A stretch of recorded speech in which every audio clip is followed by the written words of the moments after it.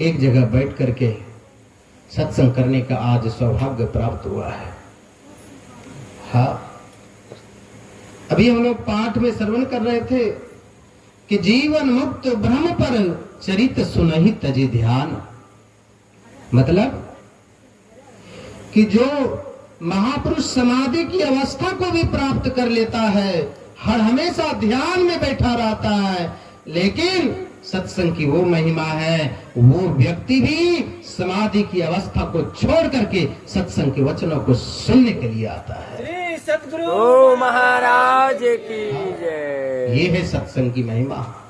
और ध्यान रखना, जिस जगह पर भगवान का कथा होता है वह धरती पवित्र हो जाती है।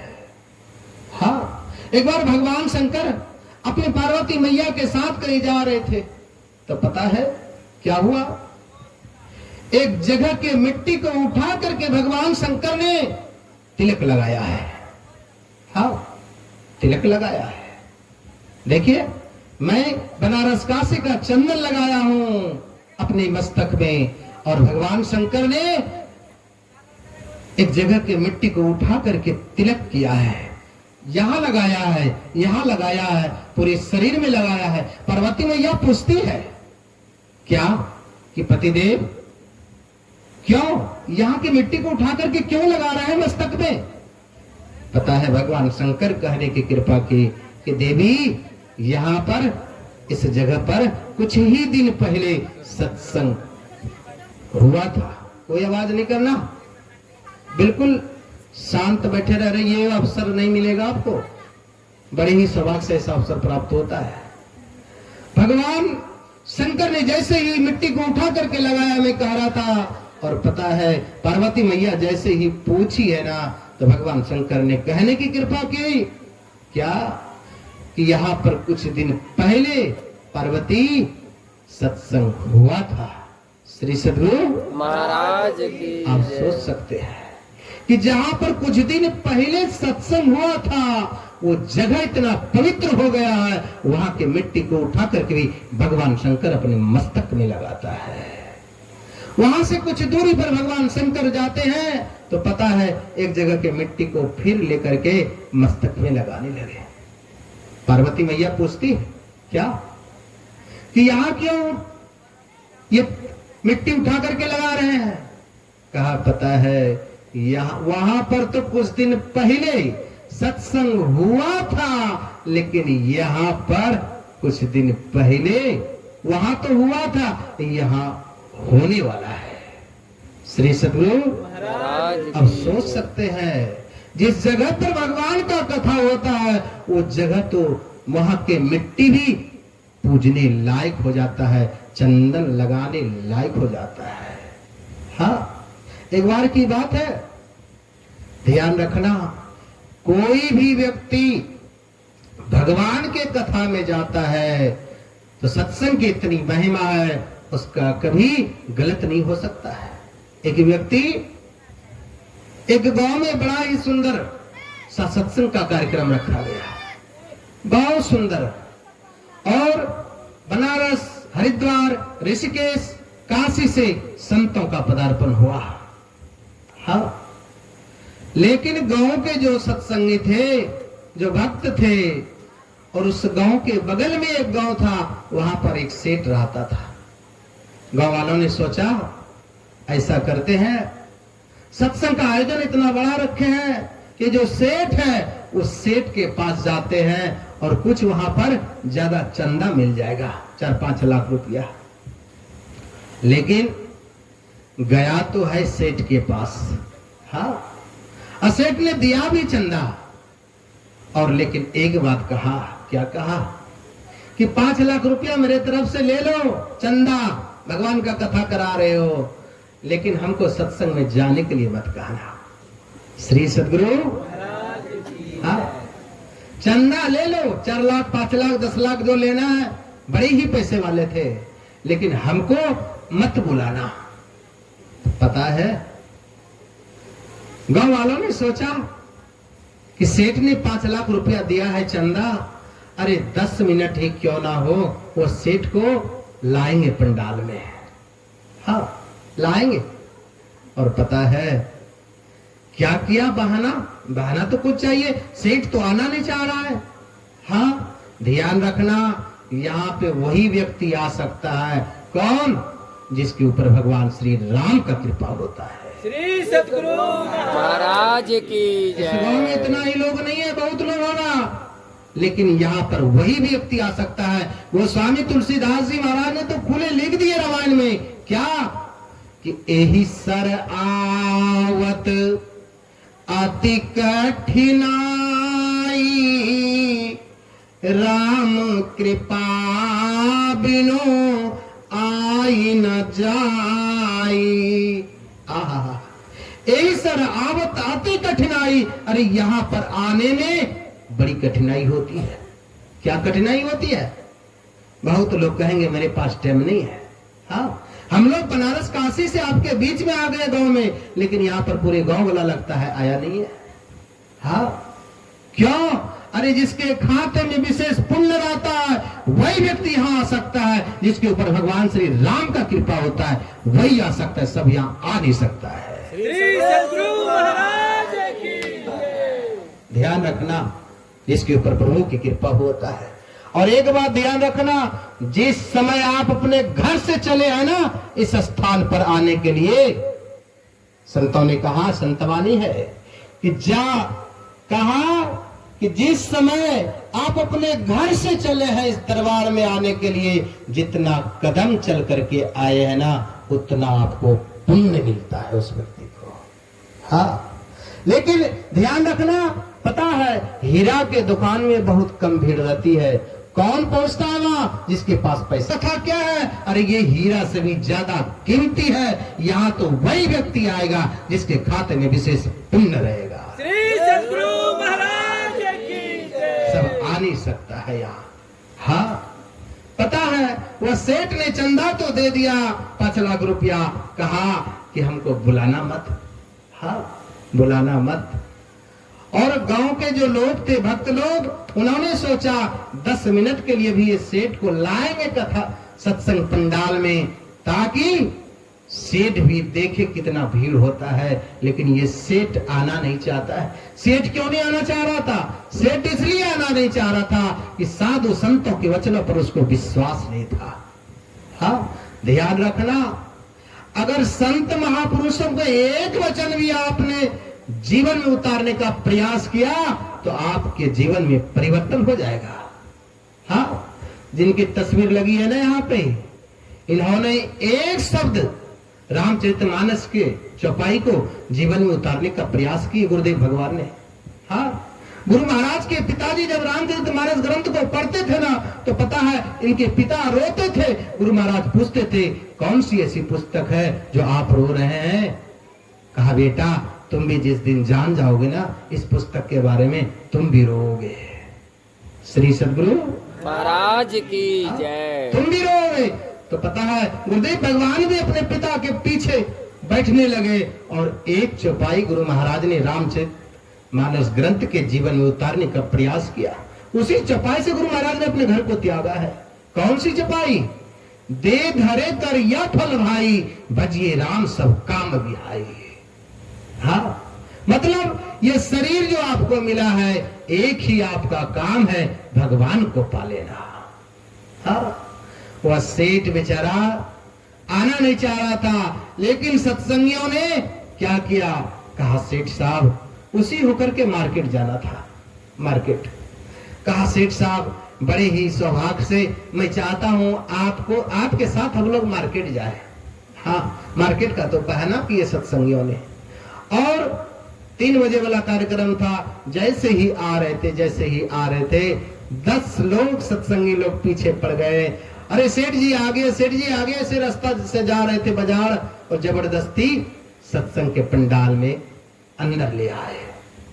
और जैसे ही अंदर लाए ना तो पता है गांव के प्रतिष्ठित व्यक्ति थे, बड़े पैसे वाले थे, सबने उनका स्वागत किया, गजरा माला पहनाया, बड़े बढ़िया कुर्सी पे बैठाया उसको। और पता है जैसे ही सेठ बैठा है सत्संग में, थोड़ा देर सत्संग सुना है। हाँ, एक शब्द उसके दिमाग में आया है सेठ के दिमाग में।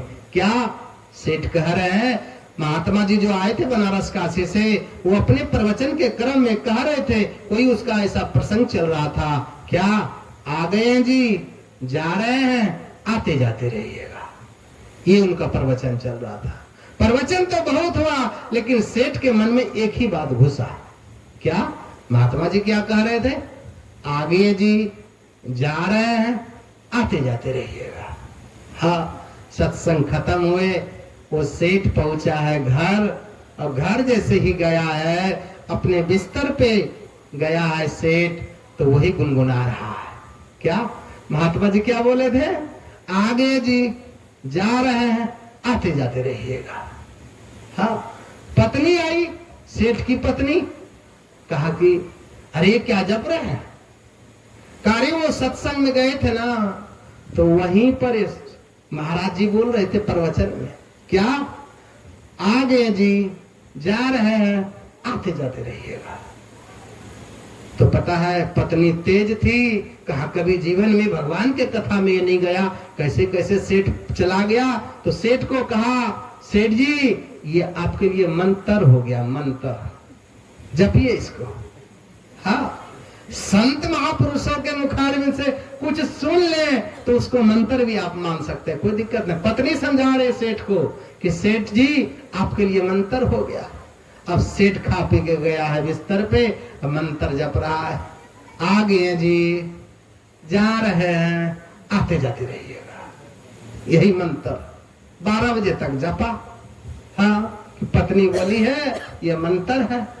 हाँ, अब जैसे ही 12:30 बजा तो वह सेठ सो गया।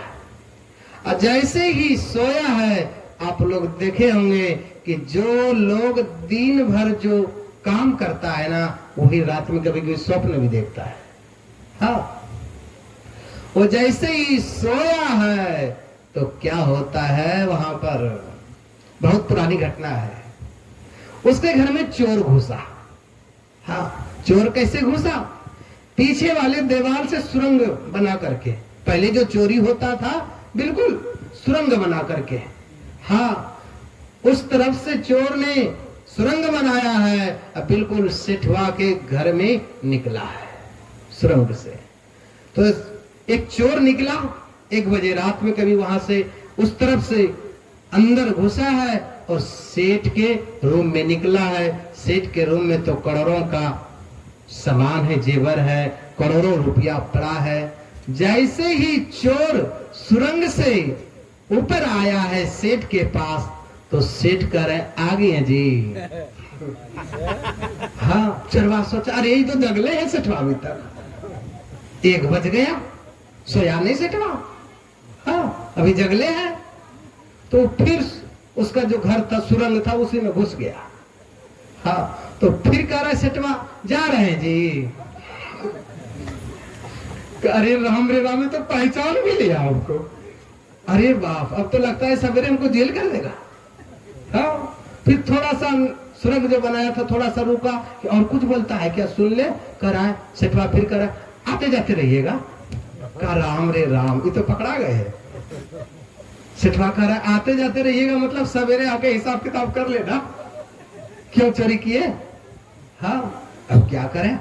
वो निकला बाहर, और जैसे ही बाहर निकला तो दूसरा चोरवा पूछ रहा है, 10 चोर था। कहा कि क्या लाए, सेठ के रूम से पैसा 2-3 करोड़ जेवर। कहा पैसा क्या लाएंगे, सेठवा अभी जगले है। सेठवा जगले है। कहा रे 1:30 बज रहा है रात, सेठवा जगले है। कहा जगले, हम तो पकड़ा गए, हमारा गया काम से जिंदगी। अब तो सवेरे सारे बच्चे बेटा बेटी सबको और हमको जेल करेगा, क्योंकि वो जगले है। दूसरा चरवा कह रहा है 1:30 बज रहा है, थोड़ी जाओ। अरे ऐसे ही बोला होगा। कहा तो तू जाओ। दूसरा चरवा घुसा है, क्यों, वो जो सुरंग बनाया था 2-3 घंटा लगा था बनाने में। अब सोचा 2-3 घंटा मेहनत किया, पैसा ना मिले तो कैसा लगेगा। दूसरा चरवा घुसा है, और जैसे ही सेठ के पलंग के पास निकला है, फिर कह रहा है सेठ आ गए जी। कहा राम रे राम, हम उसका बात नहीं माने, हम भी फंस गए, अब क्या करें। फिर वो जाने लगा, कहा जा रहे हैं जी सेठवा। फिर कह रहा थोड़ा देर आते जाते रहिएगा। अब ये चोर पकड़ा गया। अब ये चोरवा सोच रहा, अरे मैं तो उसका बात माना नहीं चोर का, अब तो हमको भी जान गए सेठ, अब क्या करें भाई। ये भी निकला बाहर। देखना, चोर में से एक व्यक्ति रहता है सरदार, जो हेड रहता है। तो सरदार कह रहा है तुम लाए कुछ? का क्या लाए, हमको भी पहचान लिया सेठवा। और सेठवा तो सत्संग का बात कह रहा था कि हम सत्संग में गए थे और दिन भर 12 बजे तक जो माला जपा था वो सोते हुए भी जप रहा था। हाँ, तो सरदार गुस्सा है। और जैसे ही सेठ के घर में निकला है तो फिर कहा रहा है सेठवा आ गया जी। अब सरदार सोच रहा अब तो हम भी फंस गए, अब क्या करें। वो भी डर से जाने लगा। कहा जा रहे हैं जी? अरे राम रे राम। अब सेठवा क्या करेगा, सोचा और थोड़ा रुक लो, कह रहा आते जाते रहिएगा। अब सेठ सोचा अब तो हम भी फंस गए, अब क्या करें। सेठ ने वो चोरी करना छोड़ दिया और चरवा निकला है बाहर और क्या कह रहा है, सुनो सवेरे 4 बजे गजरा का माला लेकर के और 5 किलो सेब, काजू किशमिश 2-3 किलो जाएंगे सेठवा को मनाने के लिए। हाँ, सेठवा को मनाने के लिए जाएंगे। अगर नहीं गए पहले तो पता है कहीं पुलिस को फोन कर दिया सेठवा तो पता है हम लोग सब लोग जेल चल जाएंगे। हाँ, सवेरे हुआ है, पता है 5 किलो सेब, गजरा का माला और काजू किशमिश सब चोरवा लेके आया है। और सेठ बैठे थे बाहर में। हाँ, आया है, गजरा माला पहनाया है। अब सेठ कह रहे ये क्या कर रहे हो? कहा आप झूठ मत बोलिए आप झूठ मत बोलिए। वो चोरवा समझ रहा है इस सेठ सब जान रहा है, और सेठ को तो कुछ पता नहीं। वो तो स्वप्न का सत्संग का बात कर रहा था स्वप्न में। तो पता है वहां क्या होता है, होता यही है, वहां पे गजरा माला पहनाया, 5 किलो सेब रखा, काजू किशमिश रखा। उधर से पत्नी आ रहे थे। कहा ये क्या हो रहा है? कहा अरे देखिए पता नहीं 12 बजे तक मंत्र जपा था और सवेरे देखिए गजरा का माला पहना। कहा रहा पत्नी कर आपका मंत्र लगता रातें भर में सिद्ध हो गया। सदगुरु महाराज की जय। आपका मंत्र रातें भर में सिद्ध। हाँ, तभी तो सवेरे गजरा का माला पहना रहा है, सेब चढ़ा रहा है, काजू किशमिश चढ़ा रहा है। अब वो चोरवा कह रहा है कि सेठ साहब बस माफ कर दीजिए, माफ कर दीजिए, अब नहीं कभी करेंगे चोरिया आपके घर में। कहा बोल क्या रहा है? सेठ को तो कुछ पता नहीं। कहा रे आप सब जान रहे हैं, झूठ मत बोलिए। सेठ तो तेज थे। कहा तू ही बताओ। तो चरवा बताने लगे कि आपके जो दीवार है पीछे से हम लोग सुरंग बनाए हैं और आपके घर में रात में चोरी करने आए थे। कहा मेरे घर में? कहा सेठ जाके उठा तो सच में देख रहा है पीछे जो है सुरंग बना हुआ है और रूम में निकला हुआ है। कहा तो चोरी क्यों नहीं किया? कहा आप क्यों झूठ बोल रहे हो, तो सब जान रहे हैं। हाँ, झूठ मत बोलिए। कहा नहीं तू ही बताओ। कहा रे जैसे आपके रूम में निकले और सोचे कि पैसा वाला गद्दी ले लें तो आप कह रहे थे आ गए जी। अच्छा और क्या बोला? डर से जाने लगे। फिर कह रहे जा रहे हैं जी। अच्छा फिर क्या बोले? फिर थोड़ा सा रुके, बोले आते जाते रहिएगा। तो हम सोचे सवेरे आके हिसाब किताब कर ले। सेठ तो तेज था, वो समझ गया। क्या यही समझा है क्या कि थोड़ा देर के लिए हम सत्संग में गए, भगवान का कथा सुने और हम तो साधु संतों के वचनों पर विश्वास नहीं कर रहे थे। और पता है अगर किसी तरह धोखे से भी हम सत्संग में थोड़ा देर के लिए चले गए तो पता है परिणाम ऐसा हुआ कि मेरा सारा संपत्ति ही बच गया। श्री सदगुरु महाराज की जय। आप थोड़ा देर भी भगवान के कथा में आ जाए, ध्यान रखना आपका गलत नहीं हो सकता है, जितना ही होगा आपका अच्छा ही होगा। हाँ, चाहे आप किसी भी परिस्थिति में अपने घर को छोड़ करके आ जाना यहाँ इस दरबार में।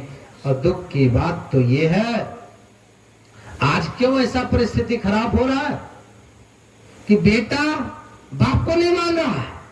हाँ, अरे छोटी मोटी घर की क्या बात कहूं मैं, करोड़पति के घर में ऐसा परिस्थिति हो रहा है क्या कि बेटा बाप को भोजन नहीं करा रहा है।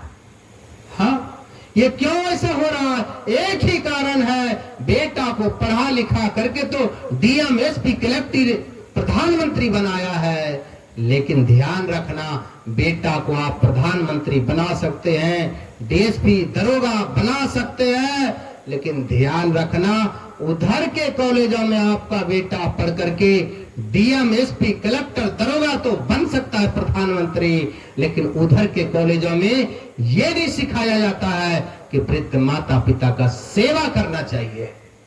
एक कॉलेज है, वो कौन सा कॉलेज है जिसमें बताया जाता है, यही महर्षि में ही कॉलेज है। श्री सद्गुरु महाराज की जय। इसी कॉलेज में सिखाया जाता है जहां पर भगवान का कथा होता है, सत्संग होता है, यहाँ पे सिखाया जाता है कि माता पिता संत गुरु भगवंत भगवान होते हैं, उसको कभी भी अनादर मत करना, उनका सेवा करना, बड़ों को प्रणाम करने से ध्यान रखना। आप चाहते हैं कि अयोध्या घूमने का पुण्य प्राप्त हो, आप चाहते हैं वृंदावन घूमने का पुण्य प्राप्त हो, आप चाहते हैं बनारस काशी घूमने का पुण्य प्राप्त हो हमें, तो एक काम करना, सवेरे सवेरे उठना और माता और पिता को परिक्रमा करके उनके चरण को छू लेना। अयोध्या घूमने का पुण्य प्राप्त आपको यही घर में होगा। श्री सद्गुरु महाराज की जय। यही घर में मिलेगा आपको यह पुण्य। लेकिन दुख की तो बात यह है, पता है, एक व्यक्ति ने, मास्टर था, अपने जमीन को भी बेच करके बेटा को डीएसपी बनाया। सच्ची घटना कह रहा। डीएसपी पता है कितना बड़ा पद होता है। एक बेटा डीएसपी बना और एक बेटा बहुत बड़ा डॉक्टर बना। पता है, जब मास्टर दोनों रिटायर हो गए, पति पत्नी, संपत्ति तो बहुत है, एक बार पत्नी कह रही है पतिदेव से, क्या कि पतिदेव ऐसा करिए ना, मैं चाहता हूं क्या इस बुढ़ापा अवस्था में दोनों बेटा आ जाए और एक साथ हम लोग रहें मिलजुल करके। ध्यान रखना, प्रत्येक वृद्ध मां पिता की इच्छा होता है कि बेटा पोता को मैं लेकर के एक साथ 1-2 महीना रहूं। हाँ, लेकिन मास्टरनी कहती है मास्टर से, पत्नी कहते हैं पतिदेव से, क्या कि फोन लगाइए ना, किसको? डीएसपी को। बड़ा बेटा था डीएसपी, छोटा बेटा बड़ा डॉक्टर, कई लाखों की महीना। हाँ, जैसे ही फोन लगाया है डीएसपी साहब को, तो पता है डीएसपी साहब क्या कह रहा है कि पिताजी अभी बात करने का समय नहीं है। देखो, जिस माता पिता ने 9 महीना पेट में रखा है, पालन पोषण करके बड़ा किया है, उस पिता से, मां से बात करने का बेटा को टाइम नहीं। ऐसे बेटा को पढ़ाने से क्या फायदा, क्या फायदा? आखिर में उन्होंने दोबारा फोन भी नहीं घुमाया डीएसपी साहब ने। हाँ, छोटा बेटा को लगाया जो बड़ा डॉक्टर था, वो भी कह रहा है पिताजी अभी टाइम नहीं है, बाद में करता हूं, लेकिन वो भी बेचारे नहीं घुमाया। और परिस्थिति वहां क्या हो रहा है, एक तरफ पिता रो रहे हैं, एक तरफ मां रो रही है। संपत्ति का अंबार है, पैसा का कमी नहीं, करोड़ों में खेल रहा था वो व्यक्ति। हाँ, लेकिन पता है एक दिन ऐसा हुआ है, मास्टरनी को पिताओं के, बेटा के चिंता में एक दिन लकवा मार दिया। हाँ, अब मां कह रही है पिताजी से, क्या कि बेटा को फोन लगा लो डीएसपी को। किस लिए? बोलो। अरे मां को तो लकवा मार दिया। इस परिस्थिति में भी आकर के एक बार मां का चेहरा देख ले। जैसे ही पिता ने डीएसपी को फोन लगाया है, डीएसपी कहता है, पिताजी आप हॉस्पिटल में भर्ती करिए, जितना पैसा लगेगा हम देंगे, लेकिन मुझे आने का टाइम नहीं है। श्री सदगुरु देखिए क्या परिस्थिति हो रहा है। बेटा को तो पढ़ा लिखा करके डीएसपी बनाया, डॉक्टर बनाया, लेकिन अंतिम अवस्था में माता पिता बिस्तर पे पड़ा है, लकवा मार दिया है, लेकिन बेटा आ नहीं रहा है, आ नहीं रहा है। डीएसपी साहब ने, डॉक्टर साहब भी वही कहा, छोटा बेटा क्या कि पिताजी आप मम्मी को ले जाइए ना हॉस्पिटल, जितना पैसा लगेगा बोलिएगा, हम डॉक्टर साहब के अकाउंट में डाल देंगे। पिताजी बिस्तर पे बैठे बैठे रो रहा है। अरे बेवकूफ, क्या कह रहा तू? तुम्हारी मां की अंतिम इच्छा है मैं बेटा का चेहरा देख लूं एक बार, और तुम पैसा से बात कर रहे हो। रखो अपना पैसा अपने पास। और पता है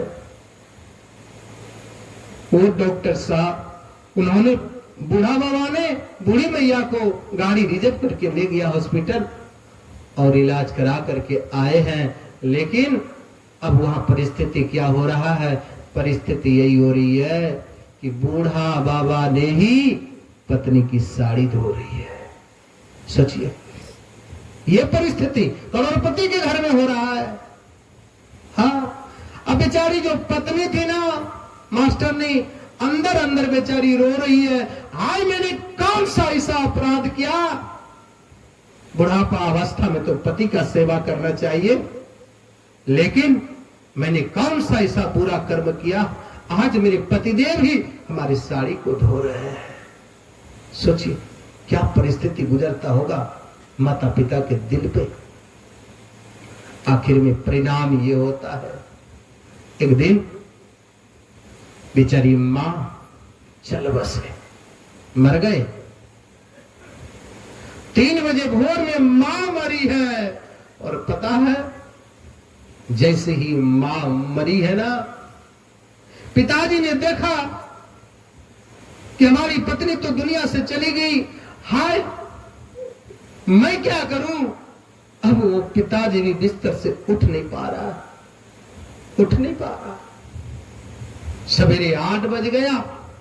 एक तरफ तो डीएसपी की मां मरी पड़ी है और एक तरफ पिता मरने वाला है। देखिए, लोग बेटा को पढ़ा करके डीएसपी, दरोगा, कलेक्टर बनाता है, लेकिन ध्यान रखना, मैं विरोध नहीं कर रहा हूं आपको। आप बेटा को खूब पढ़ाइए, डीएसपी, कलेक्टर, दरोगा, प्रधानमंत्री बनाइए, लेकिन ध्यान रखना उधर के कॉलेज में तो पढ़ाना, लेकिन जहां पर भगवान के कथा रूपी कॉलेज है, इस कॉलेज में पढ़ाना, नहीं तो आपकी भी दुर्दशा यही होने वाला है। श्री सद्गुरु महाराज की जय। हाँ, चाहे आपके पास कितना पैसा हो जाए, मैं तो कहता हूं पूरा भारत आपका हो जाए, फिर भी अगर आपने बेटा को यह शिक्षा नहीं दिया तो बुढ़ापा में आपको बिस्तर पे रोने के अलावा कोई रास्ता नहीं है आपके पास। हाँ, अब परिस्थिति वहां क्या हो गया है, 8 बज गए, पिताजी उठ नहीं पा रहा। मां बेचारी डीएसपी साहब की मरी पड़ी है। बगल वाली पड़ोसिया ने देखा क्या कि अभी तक गेट नहीं खुला है बूढ़ा बाबा का, डीएसपी साहब के पिताजी का। सजना, 9 बज गया, 10 बज गया, तब बगल का जो पड़ोसिया थे उन्होंने सोचा लगता है भीतर आज कोई घटना घट गया है। उन्होंने मुखिया सरपंच को बुलाया 10 आदमी को, और जैसे ही बुलाया है ना, तो पता है मुखिया आकर के 10 आदमी को लेकर के फाटक को तोड़ा है। और जैसे ही गांव के लोग 10-20 फाटक तोड़ करके भीतर प्रवेश करता है, देख रहा है एक तरफ डीएसपी की मां मरी पड़ी है और पिताजी मरने वाले हैं। श्री सद्गुरु मरने वाले हैं। हाँ सजना, मां की अर्थी को बाहर निकाला है गांव वालों ने, और बगल के जो चाचा थे उन्होंने फोन लगाया डीएसपी को। डीएसपी साहब कह रहे हैं कौन? बगल वाले चाचा बोल रहे हैं, कहा अरे बेवकूफ डीएसपी साहब, तुम मत हमको चाचा कहना, तुम जैसे आदमी अगर चाचा कहोगे मेरे ऊपर पाप चढ़ेगा। कहा क्या हुआ चाचा? कहा मत कहना, तुम आ रहे हो कि हम ही लोग अर्थी को उठा करके फूंक दो तुम्हारी मां को। अरे तुम्हारी मां तो उस समय जमीन बेच करके तुझे डीएसपी बनाया, और आज किस दिन के लिए डीएसपी बना था बताओ? बगल का चाचा प्रश्न कर रहा, किस लिए बना था? डीएसपी कितना बड़ा पद होता है, कई लाख रुपए उसका पेमेंट होता है महीना, लेकिन आज डीएसपी के घर में मां मरी पड़ी है, उसके अर्थी को उठाने वाला नहीं है कोई। ये परिस्थिति तो पता है। डीएसपी साहब कहते हैं, क्या हमारी मां दुनिया में अब नहीं रहे क्या? कहा तुम्हारी मां तो मर गई, पिताजी मरने वाला है, आओगे कि हम ही मां के लाश को फूंक दो? ऐसे तुम आना भी मत, तुम आओगे ना तो पता है तुम्हारी मां रोएगी, तुम अर्थी ले जाओगे तो। क्यों? इसलिए मां की आत्मा रोएगी कि बेटा जिस समय मैं शरीर में था तुम्हारे वियोग में मैं चाहता था अब मेरा बेटा आएगा, अब मेरा बेटा आएगा, लेकिन तूने हॉस्पिटल में भी देखने नहीं आया बेटा, और आज मरने के बाद अर्थी को उठाने आए हो। ध्यान रखना, अरे मरने के बाद लोग 56 भोग करता है पिताजी के श्राद्ध में। अरे क्या फायदा जब माता पिता जीवित है, बुढ़ापे में 2 रोटी नहीं खिला रहे, हम मरने के बाद बहुत बड़ा भंडारा कर रहे, क्या होगा करने से? कुछ नहीं होने वाला है। ध्यान रखना, जब तक माता पिता जीवित है उसको प्रेम से रोटी खिलाओ, प्रेम से उनके चरणों की सेवा करो। मरने के बाद कौन देखा? हाँ, वहां परिस्थिति ऐसा हुआ है, पता है डीएसपी साहब तो आया, लेकिन छोटा भाई जो बहुत बड़ा डॉक्टर था, 10 लाख महीना था, वो नहीं आया। सच्ची घटना कह रहा हूं, नहीं आया। तो पता है जैसे ही डीएसपी साहब ने मां को जला करके घर आए हैं, वैसे ही डीएसपी साहब पिताजी से कह रहे हैं शाम के समय, क्या पिताजी, पिताजी कल 10 बजे हमारी फ्लाइट है, हम चले जाएंगे ड्यूटी पर।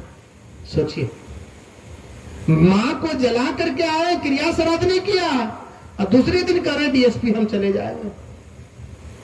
पता है वहां की परिस्थिति क्या है?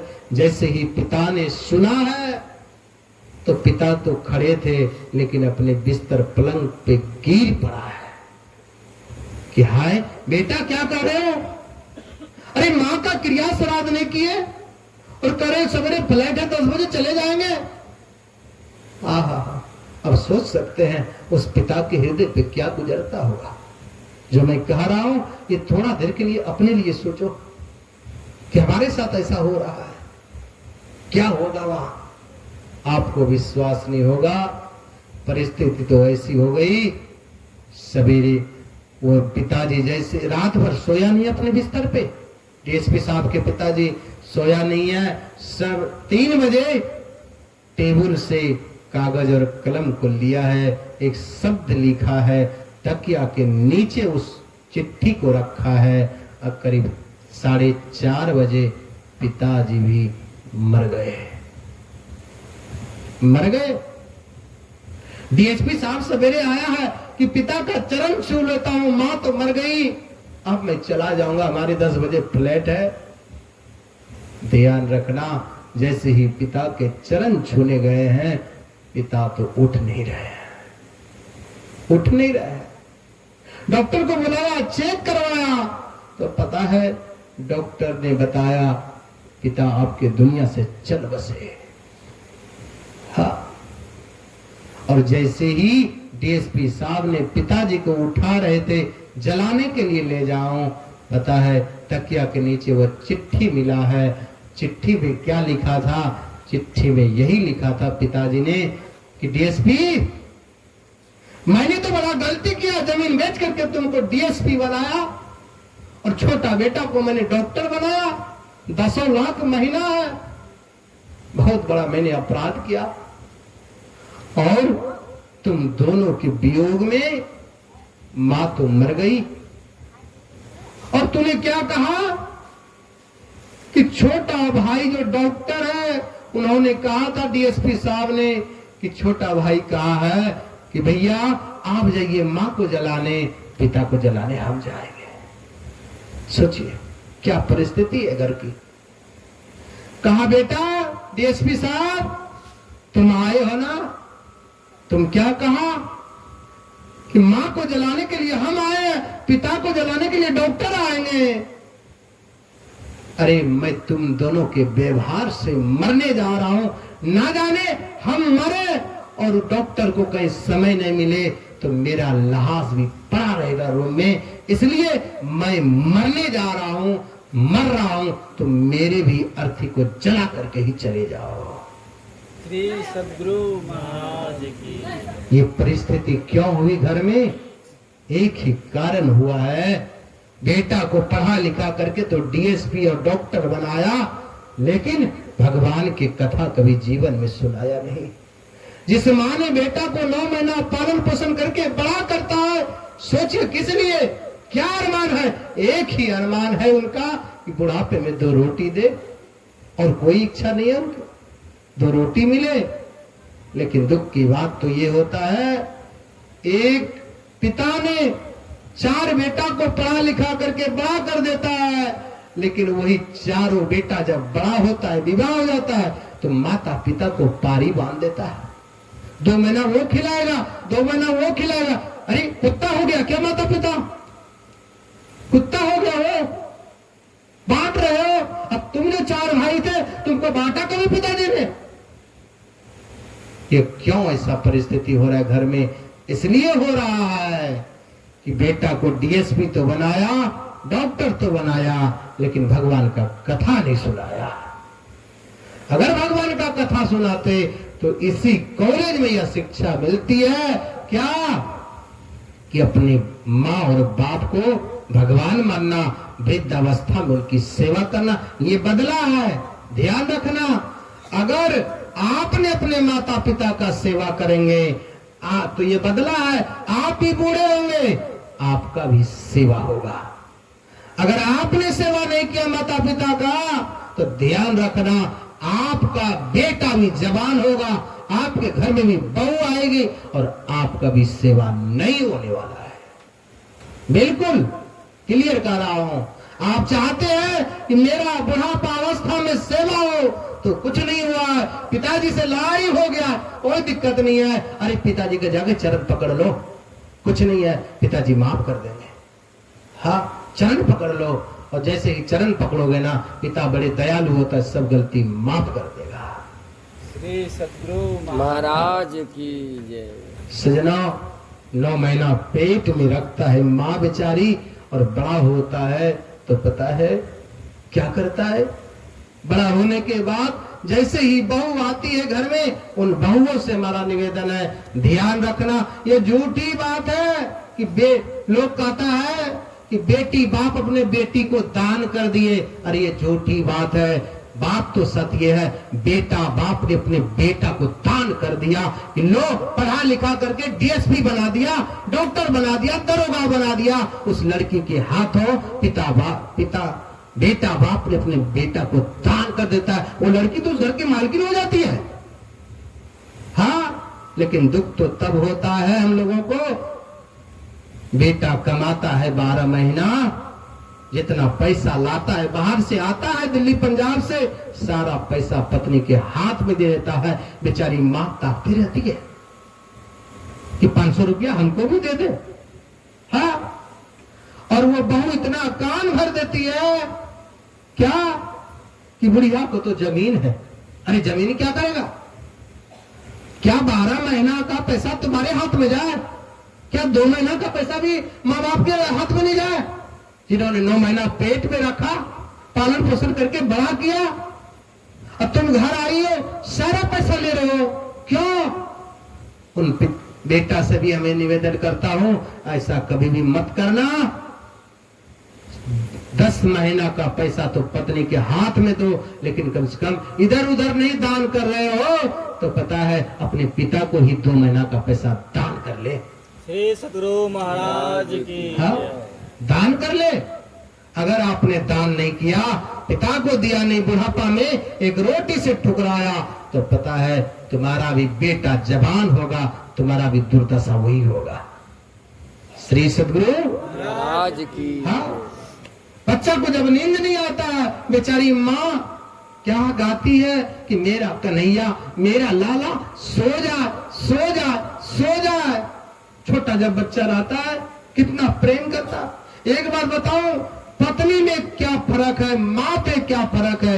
एक बार भगवान श्री कृष्ण सोए थे बिस्तर पे, उधर से रुक्मणी मैया आई है और पता है दूध लेकर के आई है और टेबल पे रख दिया दूध।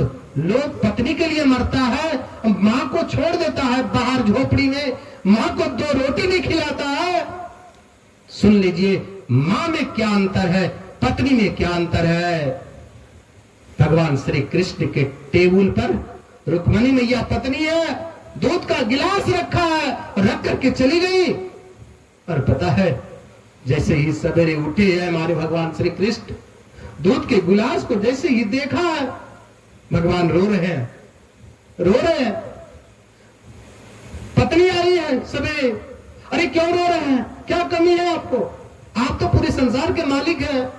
कहा आज मुझे यशोदा मैया की याद आ गई, आज मुझे यशोदा मैया की याद आ गई। कहा अच्छा माँ की याद है, क्यों? कहा एक ही कारण है। क्या? आज मुझे पता चल गया कि माँ में क्या अंतर है और पत्नी में क्या अंतर है। अंतर यही है, मेरी मैया आती थी यशोदा मैया दूध लेकर के, तो अगर हम सो जाते थे ना तो पता है मेरी मैया यशोदा दूध लेकर के खड़ी रहती थी। हम अगर 2 बजे रात में भी जगते थे तो पता है यशोदा मैया खड़ी रहती थी कि मेरा कन्हैया लाला दूध पी लेगा तब सोएगा। माँ बेचारी रात भर दूध के गिलास को लेकर के खड़ी रहती है, लेकिन तू तो पत्नी थी, तू तो टेबल पर दूध के गिलास रख करके चली गई। श्री सतगुरु महाराज की जय। हाँ, माँ आपके लिए रात भर दूध का कटोरा खड़ा लेकर के रहेगी माँ, लेकिन वही आपकी पत्नी टेबल पर दूध रख करके चली जाएगी।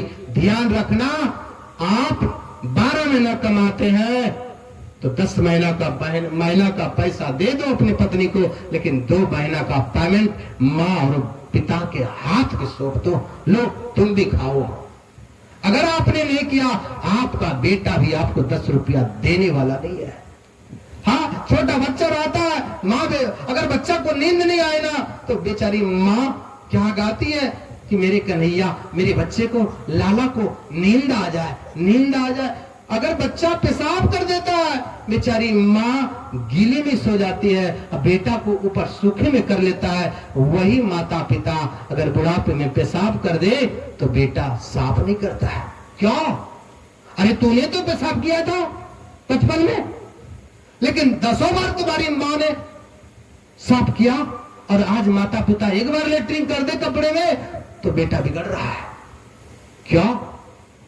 ध्यान रखना, सबका कर्जा आप चुका सकते हैं, लेकिन माँ बाप का कर्जा कभी चुका नहीं सकते हैं। श्री सतगुरु महाराज की जय। एक व्यक्ति ने कहा, माँ कितना तूने सेवा किया, ले लो पैसा। माँ को कहा ले लो। कहा मैं तुम जितना दूध पिलाए हो सीने से, ले लो उतना पैसा, बोलो कई लाख दे दो।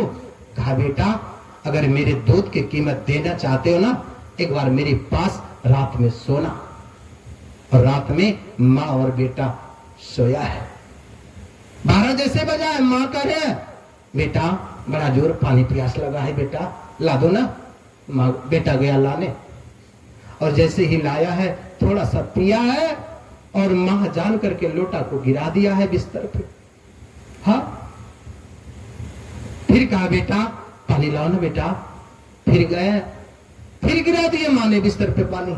हाँ, 2-4 बार तो लाए हैं पानी बेटा ने। जैसे ही 5 बार लाया, 6ठा बार जैसे ही माँ ने लाने के लिए कहे बेटा पानी लाओ पानी लाओ, तो पता है बेटा ने डांट दिया, चुप रहो, बार बार पानी ला रहे मंगवा रहे हो। अरे तूने सोचा तुम भी बचपन में तो कितने बार माँ से पानी मंगवाया, कभी मना किए? हाँ, बस माँ ने कहा बेटा बस हो गया हिसाब किताब। क्या कहा? तूने तो 50 बार पानी मंगवाया था मेरे से, मैं ला दिया और तुम 5 बार में हार गए। इसलिए ध्यान रखना, जीवन में माँ बाप का कर्जा कभी चुका नहीं सकते।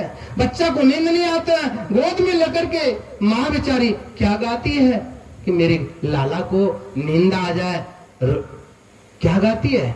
जैसे रोजे आवे लो तो टेर सुनी के, जैसे रोजे आवे लो तो टेर सुनी के, आई और निंदिया निडर बनसे, आई और निंदिया निडर बनसे, ऐसे रोज आवे लो तो। सब लोग गाइए, समझ रहे हो? हम साउंड है काजी, ये माँ गा रही है, माँ का प्रेम है। आगे चालू है।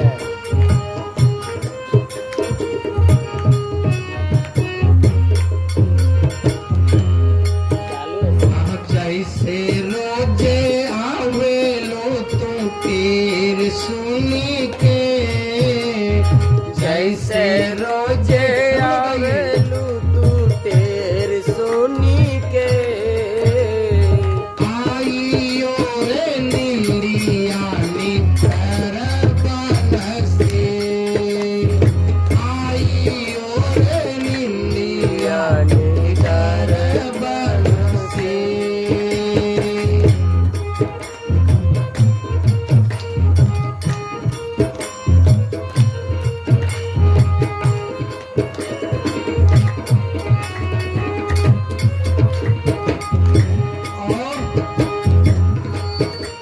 वो डीएसपी साहब की माँ क्या सोचते थे? मेरा बेटा बड़ा होगा तो बड़ा आता है, मेरा सेवा करेगा। लेकिन आज बेटा जला पीपल है जी। दोनों बेटा नहीं पहुंचा। माँ क्या गा रही थी? भाड़ा होके दोनों रे लगन रोजी करी है, भाड़ा होके दोनों रे, भाड़ा होके दोनों रे लगन रोजी करी है, भाड़ा होके दोनों रे, हीरा मोती उंगवा से दिन रात खेली है, हीरा मोती। बताइए, दिन रात खेली है, हीरा मोती उंगवा से दिन रात खेली है, हीरा मोती मुंगवा से दिन रात खेली है, घरवा भरल रहे, घरवा भरल रहे आन धन से, घरवा भरल रहे धन धन से, आई रे निंदिया निडर बनसे, घरवा भरल रहे।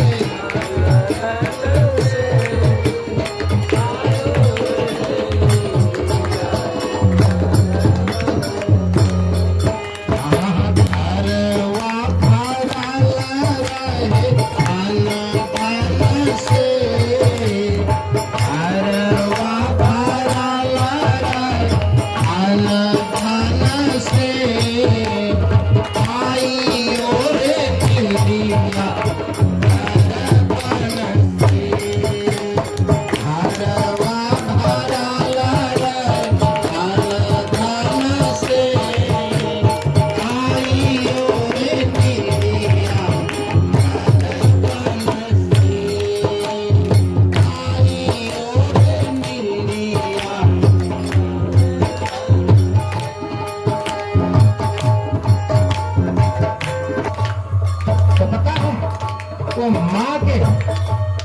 लेकर के क्या गाती है? जिसका बेटा भगवान का कथा ना सुने उसका बेटा तो मां मर जाने के बाद भी दोनों बेटा पहुंचा नहीं है। लेकिन जिसका बेटा भगवान का कथा सुनता है, ध्यान रखना, उसका बेटा क्या गाता है?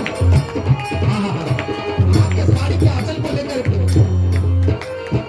तुम्हारे ही आचरा में पाई सुख चैनवा, तुम्हारे ही आचरा में पाई सुख चैनवा, तुम्हारे ही आचरा में पाई सुख चैनवा, तुम्हारे ही आचरा में तीरे सपनवा में भूली जाला चैनवा।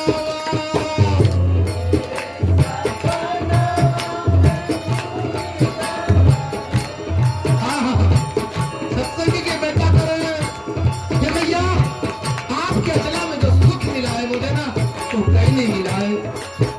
लेकिन जिन्होंने सत्संग नहीं सुनाया, बेटा को डीएसपी तो बनाया, डॉक्टर तो बनाया, लेकिन बुढ़ापा मरने के बाद दोनों बेटा पहुंचा नहीं। हाँ? लेकिन जिन्होंने भगवान का कथा सुनाया, उसके बेटा कह रहे हैं कि जो माँ के अचला में हमें खुशी मिलता है वो दुनिया में कहीं नहीं मिलता है। तुम्हारे ही आचरा में आई सुख चैनवा, तुम्हारे ही आचरा में आई सुख चैनवा, मीठी रे सपनवा में भूली जाला चैनवा, रे सपनवा में भूली जाला तुम्हारे ही आचरा में आई सुख चैनवा, तुम्हारे ही आचरा में आई सुख चैनवा, मीठी रे सपनवा में भूली जाला चैनवा।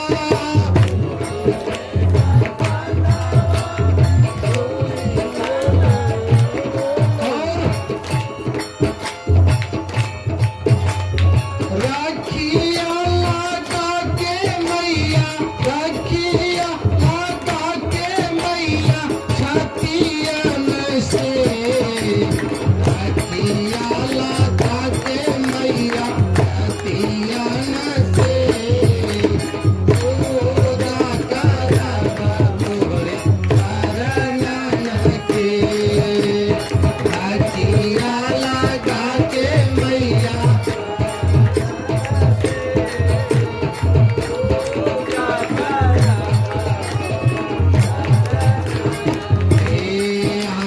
छतिया लगा के मैया छतियन से, छतिया लगा के मैया छतियन से, पूजा करबा तोरे चरणन के, छतिया लगा के मैया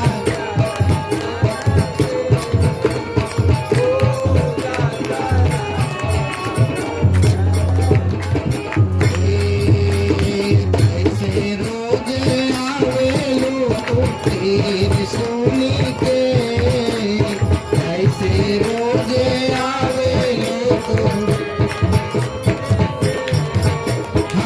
आइयो रे नीलिया